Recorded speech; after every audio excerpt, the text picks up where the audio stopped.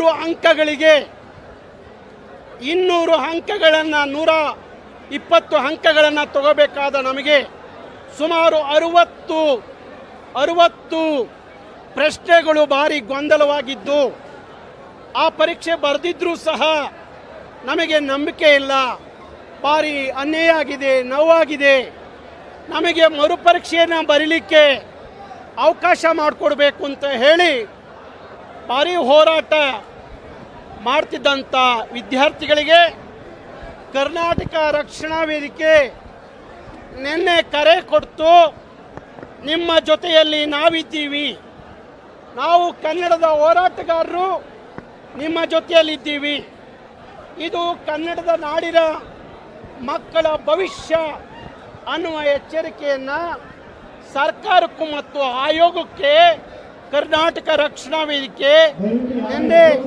ನಿನ್ನೆ ಮಾಧ್ಯಮದ ಮುಖಾಂತರ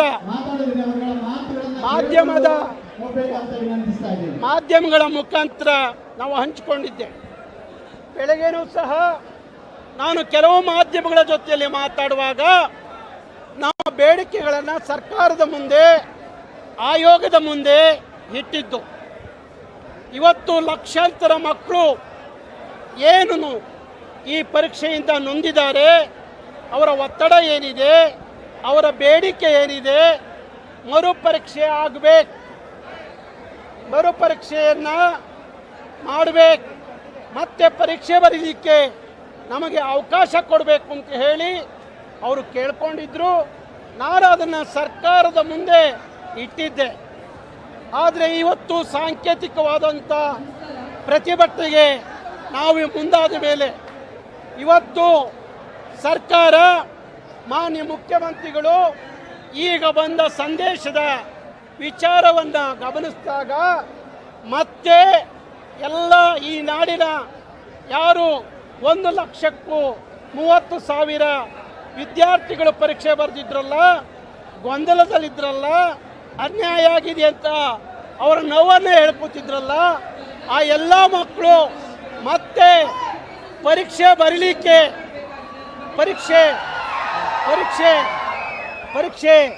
ಮರುಪರೀಕ್ಷೆ ಬರೀಲಿಕ್ಕೆ ಮಾನ್ಯ ಮುಖ್ಯಮಂತ್ರಿಗಳು ಘೋಷಣೆ ಮಾಡಿದ್ದಾರೆ.